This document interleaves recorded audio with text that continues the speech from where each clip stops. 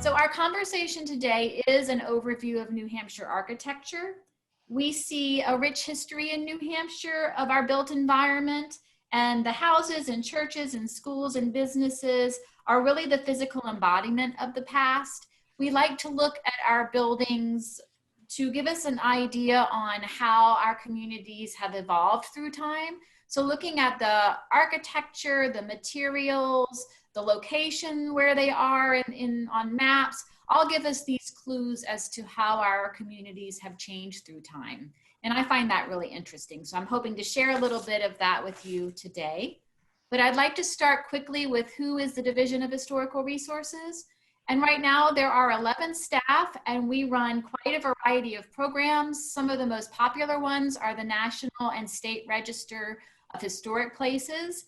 The State Register is a very easy process to go through for individuals and community members, and we've been working to really make that a robust program. Our historical highway marker is also a program that's very popular, and we've been recognizing a lot of concern recently in other communities about markers and monuments and trying to be more inclusive, trying to identify markers that might have language that is inappropriate today. So we're established a new committee, and we're looking at updating our markers through the state. We have grant programs, preservation planning. As Beverly said, the Certified Local Government Program includes 25 communities who've kind of taken a pledge to do preservation planning. They get special grants each year. We have survey and inventory. We have quite a number of archaeologists who go out, and usually in the summer we have programs for volunteers to do archaeology, but we couldn't do this this summer, unfortunately, which was a shame. And a lot of our work is regulatory in regards to reviewing federal and state projects that come in for compliance with Section 106. And that keeps me busy. That's my primary work here. So when we're looking at architecture in our state, some people enjoy architecture just for the beauty of it or the materials, the craftsmanship. And as I mentioned earlier, I like to look at the buildings more from a historical geographer standpoint to understand how our communities have changed through time. A lot of information is available through books, particularly about the development of New Hampshire, in that there were certainly many early settlements in the 1600s in the east part of the state, and they moved toward the west to the Connecticut River by the late early 1700s.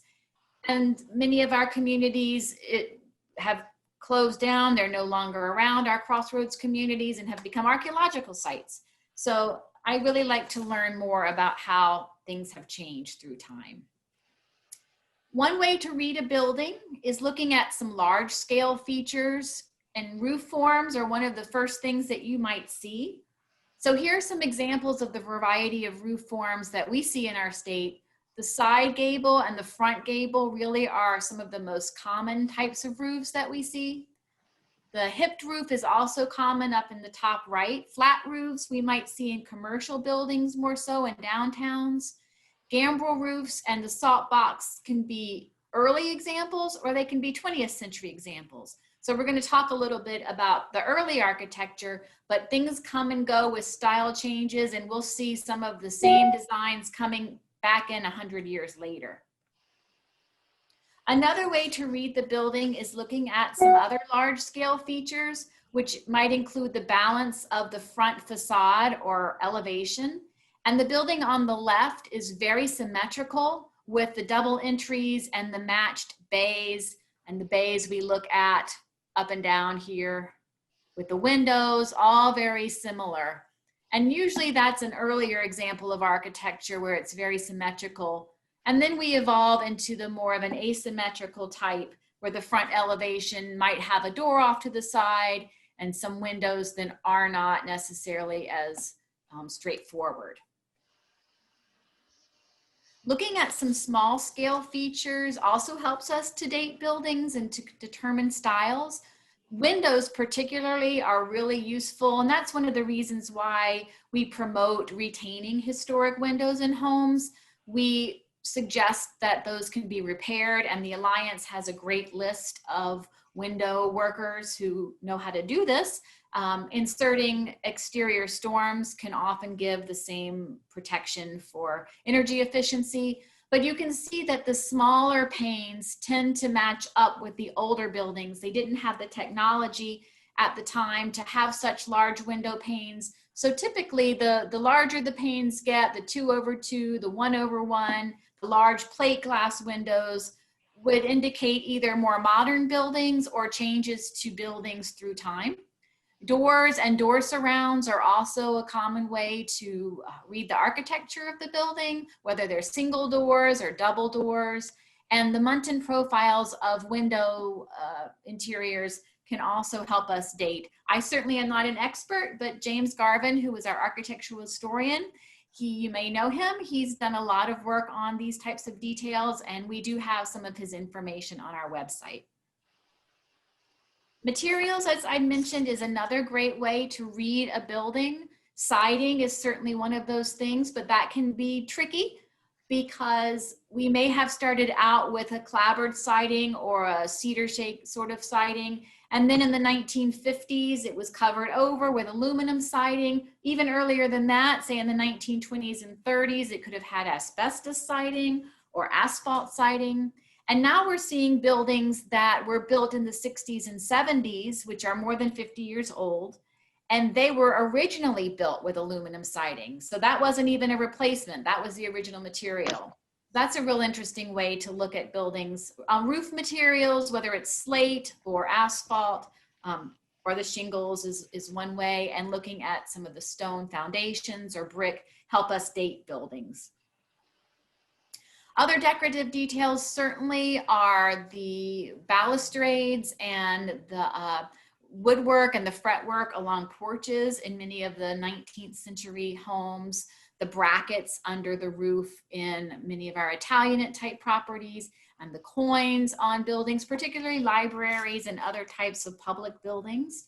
And dormers, different shapes of dormers you can see through time. Again, dormers may be added later. So we like to look at buildings as they evolve through time, not necessarily just as they were built, but adding these details helps us understand changes and maybe just as significant in and of themselves as the original construction. So we'll start with the architectural styles, and we're going to start with the earliest period, the Colonial Period, which is a very broad period, 1600 to 1820. We don't have a lot of these houses left, but again, on the coast and then heading toward the Connecticut River Valley along the waterways, we see these larger homes more prevalently. We see a lot of cellar holes. A lot of folks are real interested in that from this early period, that the buildings themselves are gone, but the foundations are still there. And we do a lot of archaeology on these early settlement buildings and find out quite a bit about property owners through time. Many of them, there was a large trade with England, and they had pottery shards that we learn about how they lived, and I find that really interesting. So we'll start with the Georgian, which is in the Colonial Period from about 1700 to 1780. And you can see this shows that very symmetrical facade that we looked at earlier in our photographs. Often these buildings have a roof balustrade, especially if they're along the coast. This very decorative windows and the coining that we saw in some of our earlier pictures. And this is an example in Portsmouth. I'm sure folks know that community well, and there are many early examples of houses from this period. The Federal style is from this period a little bit later, 1780 to 1820. It also has that symmetrical facade, but much pared down with its decorative detail. It often has that hipped roof and double chimneys. The decorative entry in the middle with side lights. Here's some examples, whether they're flat or semi-elliptical. And these I'd mentioned, if you head up and down the Connecticut River Valley on both sides, you'll see these houses quite a bit. Sometimes these houses, and I know the Alliance has done some work on these, have some beautiful murals on the inside where artists came and traveled, and they still are there in great condition, and they're very colorful and amazing. So that's great when you see those. So we'll transition into the Romantic period. These earlier examples during the colonial period were really following English examples from our earliest settlers. But by this point in time, the 1820s to the 1880s, we wanted to separate ourselves from that English tradition. So styles were taking on a variety and more eclectic vision, whether it's in pulling from Greek and Roman architecture, medieval architecture. So we, in this period, have the Greek Revival from 1825 to about 1860, the Gothic Revival from 1840 to 1880, and the Italianate that starts around 1880 and goes to about 1885. So everyone's probably pretty familiar with the Greek Revival, whether you're up here in the north or certainly in the south, and the plantations utilize this building style. Many of those were built in the 1840s and 50s when Greek Revival was just all of the rage.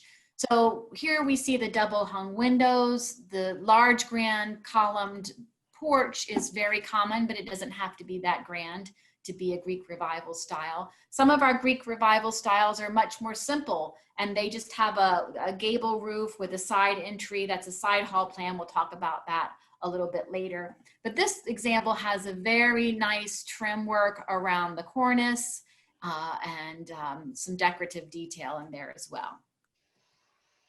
The Gothic Revival we see in some of our North Country homes. It had a steeply pitched roof. Oftentimes there was a really nice decorative multi-chromatic slate roof that added to the decoration.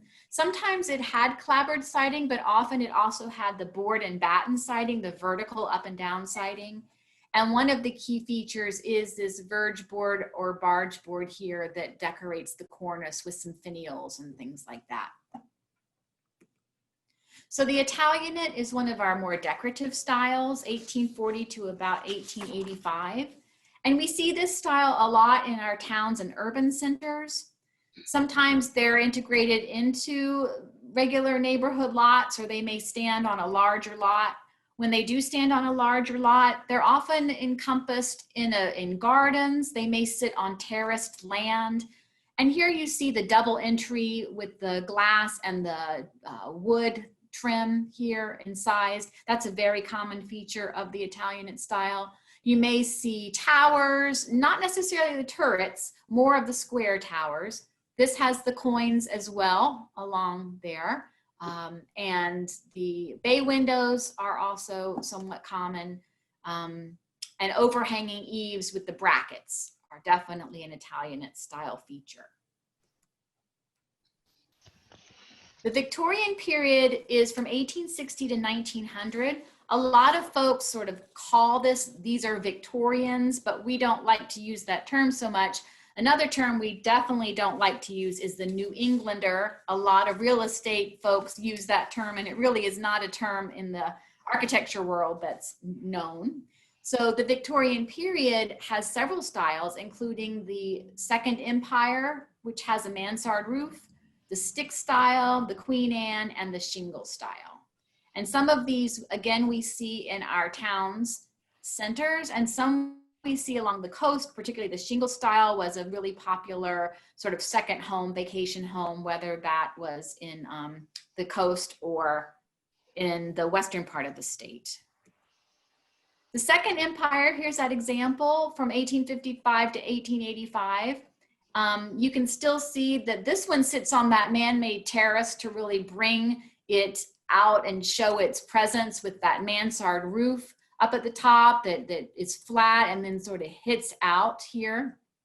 This one has dormers. Sometimes these mansard roofs had dormers and sometimes they did not. Sometimes these mansard roofs and these other attic spaces were used for help and servants. These large homes were often had some sort of household help, and they were so large and decorative on the inside with woodwork. They really needed a lot of, the woman of the house needed a lot of assistance in taking care of these. So oftentimes it was this period that you see some of those features, including annunciators, where those were on the walls, usually in the kitchen, where they could ring to each of the rooms for help. So it's fun to look for those sorts of features during this period. The stick style is of this period. We don't see this very often. We might see it more in churches and other community buildings, more so than houses. And what separates this out is really that sort of external framing. This is not structural, it's just decorative, but it sorts of mimics that internal framing. And we see that in some of our, like I said, churches. And in the North Country, we do see that in churches quite a bit, particularly Protestant Episcopal churches. The Queen Anne style, 1880 to 1910, it's really the grand dame of houses, I think, and shows that period where I talked about with the help needing to be there to help clean and keep it working. This often had a large porch in the front. Here's a good example. It has the turret that's rounded with the top here. It has a variety of dormers with decorative work, fretwork in there. Sometimes they would use some classical columns grouped together. There were often rear porches. This has that double bay. This was probably the dining room and a parlor up in this area. They would have double parlors. So interiors, very decorative. Wallpaper was really common during this period too. So very heavy furnishings. I'm sure you all can look at it and think in your head, sort of Downton Abbey-like. The shingle style is sort of part of that Queen Anne. Oftentimes these buildings mixed together. This is the Women's Club of Concord on Pleasant Street in Concord, and it's sort of a mixture between a Queen Anne and the shingle style. What makes this a shingle style is that the second floor is shingle while the first floor has clapboards, and the intricacies of the roof line come into play with the shingle style. So like I said, there's a lot of borrowing of different styles during this period to make them as grand and fancy as they could. During this period as well, it's interesting to note that plan books were a common way to learn about these styles. The men of the house could order the plans of different types of buildings from New York City and other places like that. And then they would be able to get the woodwork from their local lumber yard and have a contractor and put it all together on site. So it was sort of a precursor to a Sears home.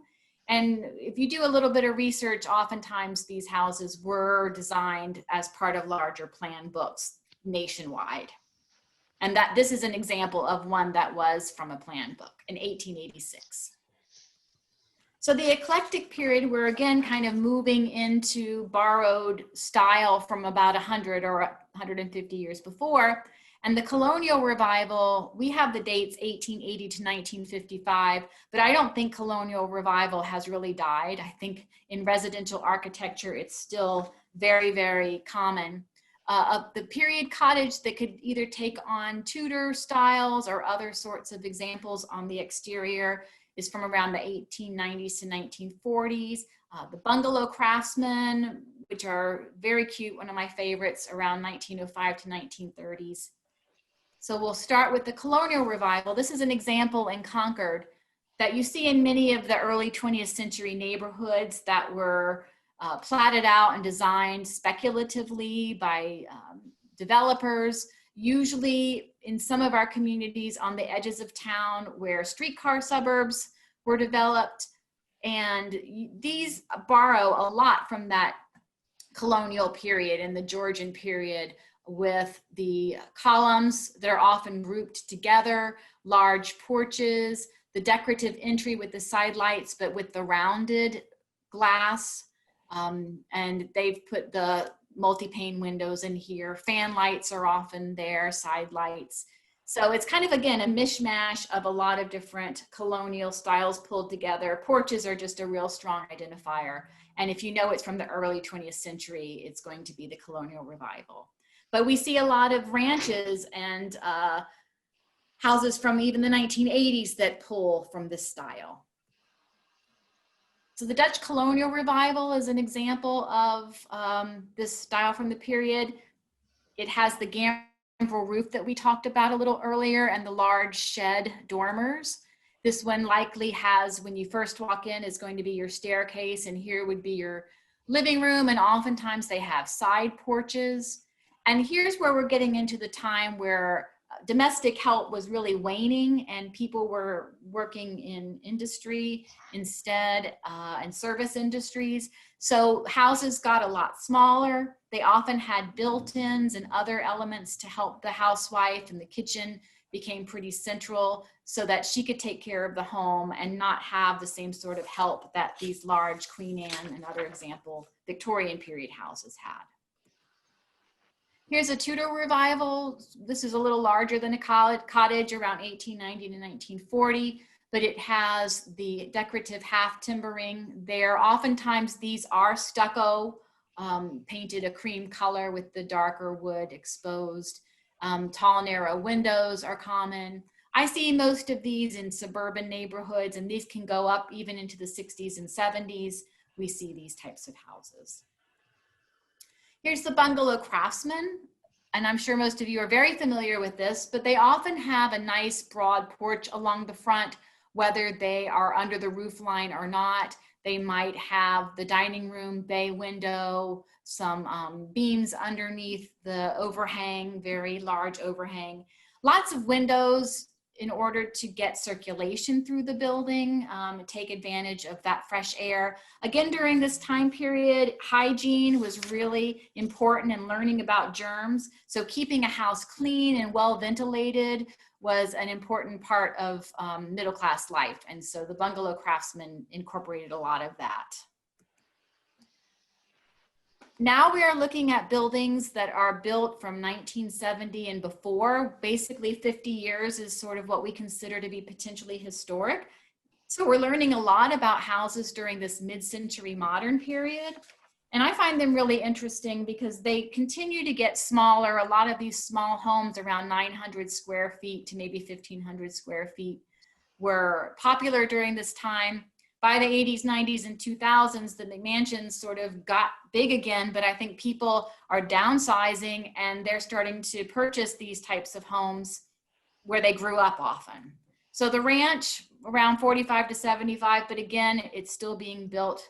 And it typically had that one-story, very long roof line that overhangs. Often there's a carport or a garage that's attached. It has the large plate glass type windows in the living room to be able to see out, and limited detailing on these typically. The split entry or raised ranch is one of those that we're seeing and hearing a lot in the real estate world, that this is kind of a glut of homes right now for sale of this style. And I think that's probably because a lot of the original owners who built this have retired or passed away, and so the homes are finally on the market. So a lot of young people are buying these. These are the types of homes when you walk in and you've got stairs that can either go upstairs or downstairs, and downstairs would be a mostly finished basement with a family room, and the upstairs is going to have your living and dining area on this side and your bedrooms here, again often attached garage. These we look at when we're looking at neighborhoods in general rather than individually so much, when we're looking at state register or national register listing. So the split level is a little distinguished between the raised ranch in that it tends to have sort of a blocky main area. Again, you can go downstairs to a family room, living room, dining room, kitchen, but then your stairs are going to go off to above the garage, and your bedrooms are going to be a little more isolated off to the side. So we're learning a lot more about these house forms, where they were constructed. Certainly in the southern part of the state, there were a lot of these neighborhoods, and they're starting to be historic in their own right. So when we kind of end our look at style, there are a lot of homes in the state that don't necessarily have a style, but we still can date them and we can still understand them by looking at the building forms and their plans. Sometimes we can't get inside the buildings, but even by looking at the outside of the building, we can understand what the form is going to be on the inside. So this is a really good example of a center hall plan that's going to usually be from around 1800 to 1900, and it's got that center hall when you walk in with stairs and 4 rooms, typically 2 over 2 here with the central fireplaces to warm everything up. The side hall is often associated with the Greek Revival style, if it has a style. And as I mentioned, it's got the entryway to one of the sides with the stairs going straight up to the 2nd floor, and your double parlor here and kitchen on the back. You can see here there's a little kitchen, and the bedrooms would be upstairs. And the cape is just a very long-standing form, very popular up in New England. You know, the pitched roof, chimneys, center entrance, and symmetrical facade. And oftentimes in the 50s and on, these 2nd floors or half story could be turned into expanded bedrooms and bathrooms. So that was always useful with growing families. The connected farmhouse is certainly another form that we see in our rural areas in New England. And it included the large house, which connected to the smaller L or little house, the back house, which could have a lot of functional, you know, woodshed and things, and then the barn with the animals. So there's been a lot of studies on this type of house if you're interested, and I can certainly provide some follow-up information on that. In looking at our urban areas and towns, we can also see, and mill towns particularly like Manchester and Nashua and up in Berlin, there are many duplexes of different types, whether it be each have their own side porch and kind of cut down the middle here, or the doubles where maybe it's 1 floor each, or sort of townhouse style. We see that in communities. We see the triple deckers, as I mentioned, quite a bit here. One of the studies that were done in Berlin a few years ago was on the triple deckers there, but they had a very distinctive style based on the French Canadian influence, and they call those French flats. And these stairs were actually on the exterior, which doesn't really make a lot of sense when it's so cold up there, but that's how they did it. And that's been an interesting study to learn a little bit more about these types of buildings. The cottage plan is just another example. It has that center gable, so sometimes it may have a little bit more of the Gothic style to it. And certainly the 4 square, this is a very common style around the early 20th century, particularly in suburban neighborhoods. Very boxy and square, often has that hipped roof or conical roof look to it, dormers up at the top. And this is a national style that we see all over the country. So I just kind of want to end with the resources that we have available. And our biggest resource is Emmett, which you see on the left, which is our enhanced mapping and management information tool. And after Superstorm Sandy, our office was able to get some money from the Park Service to digitize all of the inventory forms that were done, thousands of forms on properties throughout the state that were mostly collected by either professional architectural historians because of DOT projects and HUD projects, or through volunteer efforts. Planners would work in the 80s to do these inventory forms. And so this is online. It's a GIS platform that right now it's accessible to anybody. If you'd like a subscription, you can check in with our office. Normally there is a fee because we have to host all of the data in the cloud, and we've made it free right now because of COVID, and people cannot easily come into our office to access the hard copy files. So if this is something you can check out as a public member just to get a feel for it, but if you're interested in delving more, you can check in with me and I can send you to the right person. And here are some books that we reference to. The Field Guide to American Houses is sort of the Bible for all architectural historians in the country. And Jim Garvin's book on the history of Northern New England and architecture. And there's a great example of a Greek Revival house there along the Connecticut River. And Bryant Tolles from Concord has some great information. So we love to share that. And I would love to take any questions if folks have some.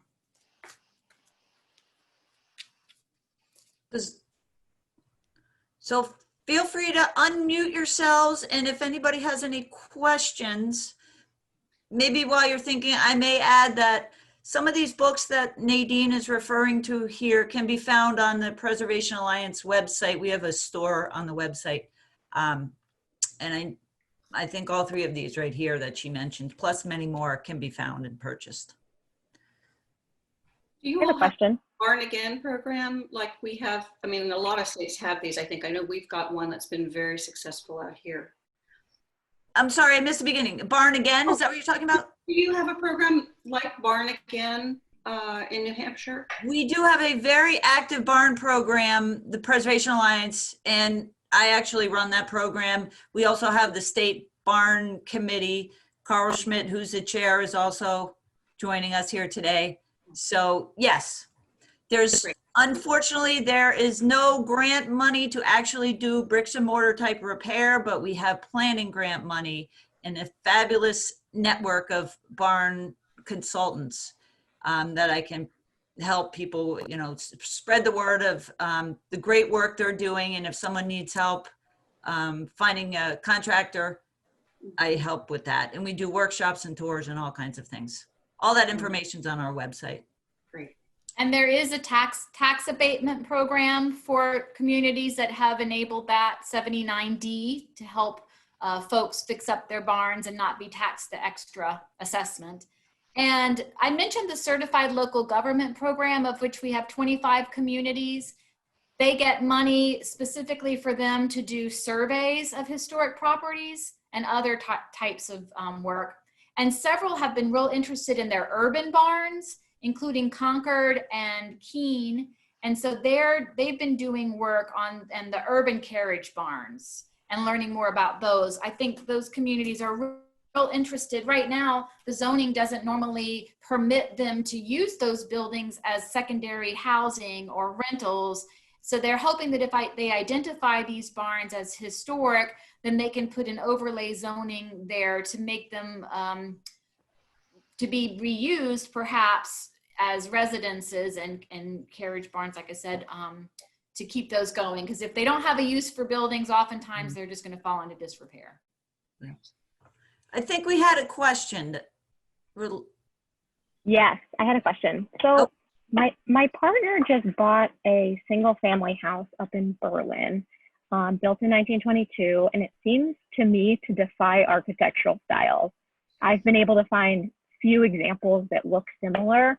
The closest I found was in A Field Guide to American Houses, and the example shown in that book describes it as an Italian Renaissance prairie hybrid. It's a brick house.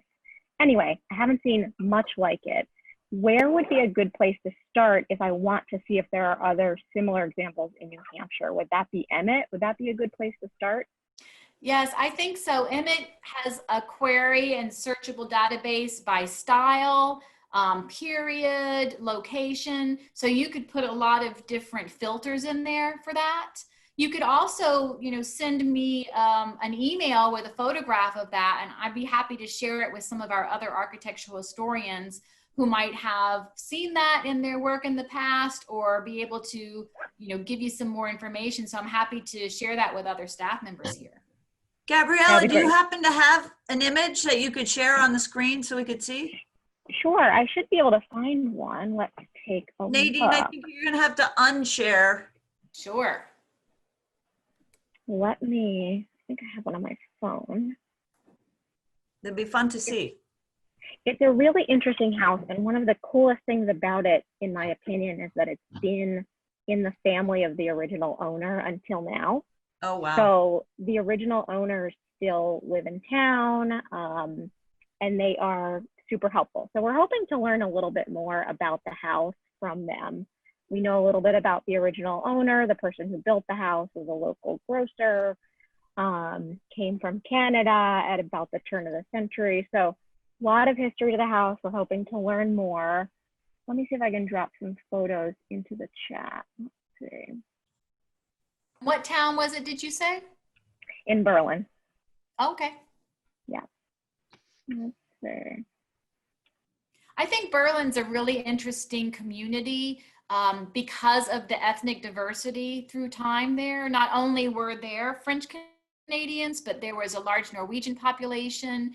So you may see a lot of funky houses there that you may not see in some other parts of the state. And as I'd mentioned, we do have some studies on different housing types there, because there have been a number of DOT projects that have gone through and unfortunately torn down significant numbers of houses. Right. So Emmett has a lot of good information about housing there, but our office has some additional that's not on Emmett. So even though we're technically closed, if there is something that you can't find on Emmett and you want a special appointment and come and wear a mask and social distance, we can accommodate that. That's great. Thank you for that info. I just dropped some files into the chat if anybody's interested in looking at the actual house. It's brick. It's got a flat roof. We actually recently learned, though, that when it was originally built, it was built with brick detailing on the top that made it look like a castle. Like it's known in town as like the castle house. So at some point that was ripped off and the roof was made entirely flat, but it will be interesting. We're going to try to find some original photos of the house from the family that lived there. I wonder if there was a special mason who, you know, might have worked in other houses. There it is. Yeah, that's the house. Yeah. What we were able to learn was, so apparently the story goes that there were Italians who were kind of brought into town to help build St. Anne's Church in the area. And it sounds like the person who built this house, who was a combo wholesale grocer and property developer, got some of the Italians to do the brickwork. So that's why it's got a really nice wall out front. And it sounds like they built the house. So lots of interesting history to learn. Yeah. Interesting, very unusual. It looks a lot like the schools and the churches built around that time. Yeah. One of the things I was talking about before we started, and I mentioned at the very beginning, is our state register program. And this would be a really nice candidate for that program. If you were interested, it's definitely honorary. There are no restrictions by listing your property, but it does have to have owner consent. That's great to know. Okay. Yeah. So again, if you're Wonderful, interested in that, let me know and I can point you to the right person. That would be great. Would you mind dropping your email address in the chat? That would be super helpful. And I will do a follow-up email with Nadine's contact information, all kinds of stuff. We are recording this session today. Oh, great. Nadine did the same session back in June, and that is actually posted on our website. And I think I'll record this one today as well, or we are recording it, but I'll also put this on the website as well. And send a follow-up email with contact information. We also have a short survey to help with future programming. So everyone will get Nadine's information. Thank you. You're very welcome. Any other questions or photos you'd like to share? I have one. This is Peter. Nadine, that was wonderful. Thank you very much. Thanks. I'm wondering if there have been many mid-century modern buildings that have been put on the register. Homes, stores, churches. I know there's the one church in Durham. I think it's St. George, the Episcopal Church. Okay, I do believe that we have a really nice example of a house that was listed a few years ago on the state register, mid-century. I don't remember which town, but we have a list on our website of all of the state register properties. I can follow up with that too and share with dates at least. Again, I'm just thinking that Beverly, there's a whole neighborhood in Bedford of wonderful houses from the 60s, very mid-century modern. I live just next door to that. Yeah, on Ministerial Road, that area, but it'd be wonderful to know that, have more people know that that's a nice thing to do, to get buildings listed honorarily like that. And it's a wonderful style. Yeah, we've been doing a lot of historic contexts, and a historic context is an overview document that highlights the history of a particular theme or period in time, and then shows representative examples of that. So mid-century has been a theme that we've been studying quite a bit. So on our website, we have a mid-century modern context overview about the architects and some of the key government and public buildings in the state during that period. We have a mid-century modern context on recreation and roadside architecture, which is really fun. And DOT did do one on housing from mid-century period. And if we don't have it linked, I can also provide that link to Beverly. I think I might have provided it last time, but that's a great one too, because it does again show all the different styles. And as you'd mentioned, it's really focusing a lot on neighborhoods and neighborhood planning in the southern part of the state, because that's where that time period was such a boom financially, that housing was just popping up everywhere. Sure. As I think of growing up in Nashville, the neighborhood I was in were all mid-century modern houses from the 50s and 60s. They're wonderful. I just moved to Nashville last summer, and I'm definitely enjoying, I do like that architecture. And there's many neighborhoods in the southwest part of the city where I live that have that. If you go up to Indian Rock Road, which is by the airport, that's where I grew up. Oh, great. Okay, Carl, I think you have a question? Yes, can you hear me? Yes. I just wanted to mention that with regard to mid-century modern houses in particular, there were quite a few that were designed and built in Hanover, in the Hanover area, by a husband and wife architect team, the Hunters. And I hope that some of those are on the national, on the state register. I don't know for sure. I think that they certainly were highlighted in the residential mid-century architecture. Lisa Mossoff, one of the consultants we work with, who does a lot of work in that period, highlighted those. And I believe that's interesting history, because Harvard had Walter Gropius, who was one of the most influential architects of that time period from Germany, move here. And his School of Architecture put out a number of very important architects. And I believe this couple were from that school and had moved to Hanover because of Dartmouth being there. So there's some amazing houses around there. Great, thanks for bringing that up, Carl. Joan. Yes, you highlighted that book, New Hampshire Architecture. I love it. I bought it in 1979. I used to leave it in my car, and then, oh, Harrisville. So you still have this available? You have this for sale? We do, yeah. Wait, which one is that? Who's the author? 1979. The Bryant Tolles. Yeah. Tolles. Yeah. I love it. The one we have has a different cover. But yeah, Okay. That's great. I'm So glad then- you keep, it's a great reference, and it's wonderful that you keep that in your car. Oh, when you'd see some unusual building, you go, whoa, what was that? And you could usually find it. Look at you guys, that's great. Thank you. You can get that on the Preservation Alliance's website. Good to hear. Absolutely. Oh, and second observation. Thank you, Nadine. My other house was a Sears and Roebuck house. Are you? It was one of those ranch things, and it came in pieces. But it was still, that Sears catalog thing. So I thought that was kind of fun. Wow. Yeah, that is fun. And Joan, what time period was that? 50s. I think it was the 50s. Okay. He had a car dealership in Henniker and up on a hill, so he could look down onto his dealership, and great. All glass, picture Wow. windows and sliding glass doors, and it was all glass. Nice. It was great. I Is loved it still there?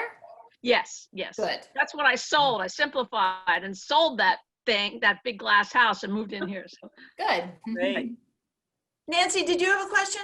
Yes, I actually just wanted to mention something. I just picked up this book and it's really interesting, and you kind of touched upon this a little, but it's called Big House, Little House, Back House, Barn. We sell that one on our website. It's really, really interesting.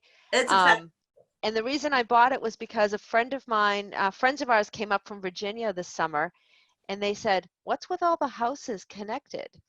And I've lived in New Hampshire all my life. I never even thought about it. It's just what is done. And I didn't even realize that it was really a New England thing. Yeah. I just assumed that that was just what was done. And it's a really interesting book. I would recommend picking it up. Yeah, that's Tom Hubka. And Yes. he, not this summer, but past summers, he also has he lives out west somewhere, but he also has a place in Maine, or a brother that lives in Maine.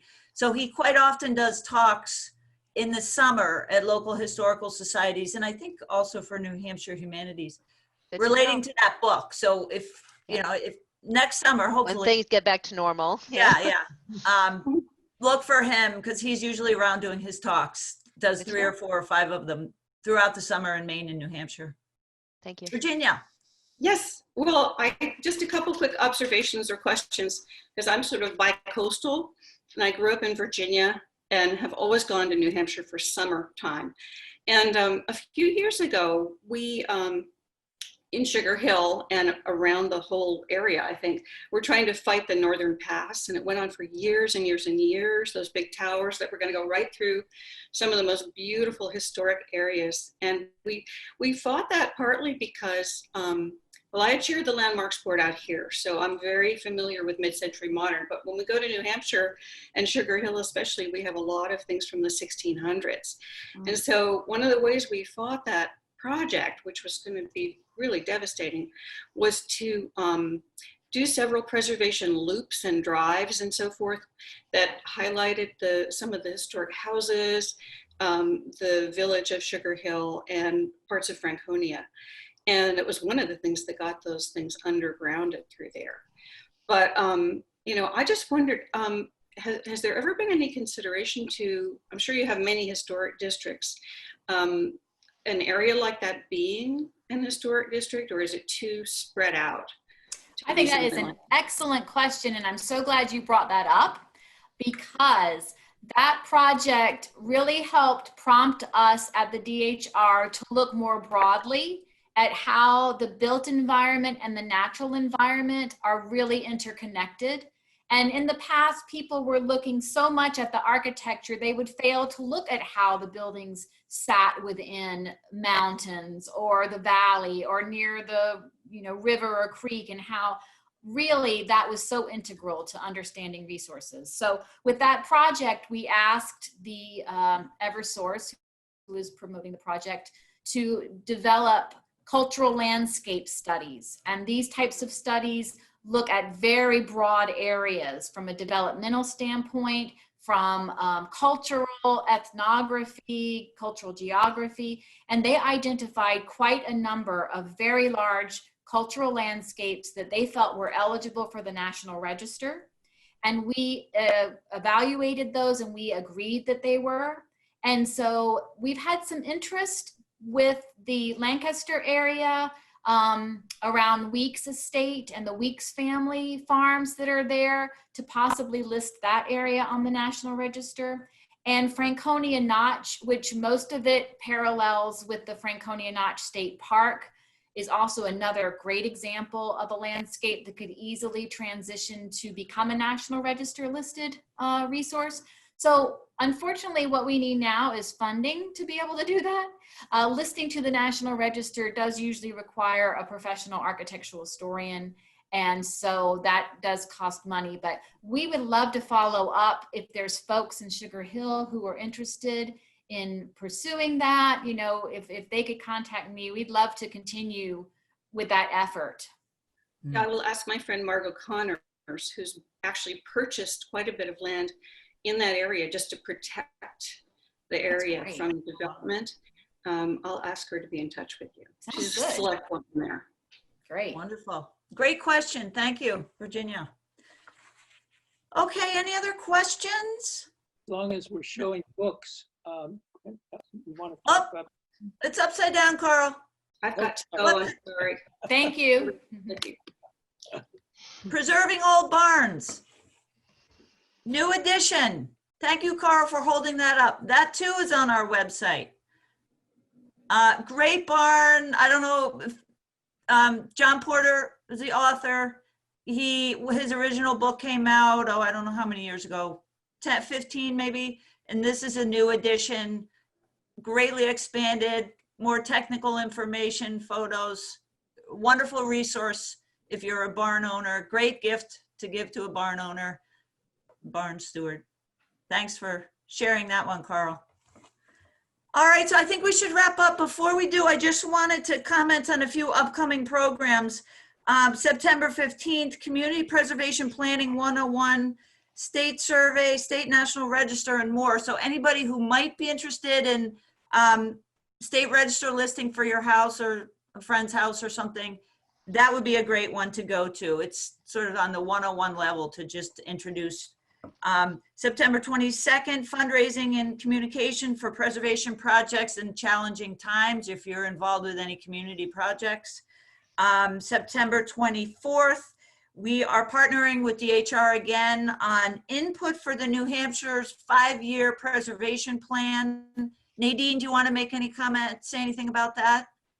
Yes, every 5 years, our office is charged to put together a plan, not for our office, but for the state and really what folks in the state are doing. So it's been really tough this time because public input is so critical. And we had a number of sessions scheduled in real life, and then COVID came. And so we're trying to find ways to seek public input and learn about what communities are doing at the preservation local level. So if anyone can participate in that, we would really greatly appreciate it. Yeah, and that's on the 24th. And then on the 29th, we are having a barn session on how to evaluate your old barn and the needs for the barn with barn contractor Ian Blackman. So all these sessions are on our Preservation Alliance website, and information on how to register, our website, nhpreservation.org. Or you can contact me, bt@nhpreservation.org. And as I said, I'll send a follow-up email with additional information, some links. And what else? Oh, I just wanted to thank you all for joining. And again, if you're not members, we hope you'll consider, because membership dollars, as I said, help with programming like today. Thank you so much, Nadine. And I know this is the third time I've heard this presentation. I always pick up more from it. I drive around my community and notice more things every day. Great. We will, as it said in the confirmation email, this was recorded. We will be posting this again. So if we did have one posted back in June, but we'll post this one because I think there was some really great Q&A. And if you didn't take lots of notes, you can get that from the recording. So thank you all very much. Appreciate it, and hope to see you at future programs. Thank you. Thanks. Thank you, Nadine. Thank you, Bye, Beth. thanks. Thanks, Nadine. Thank you.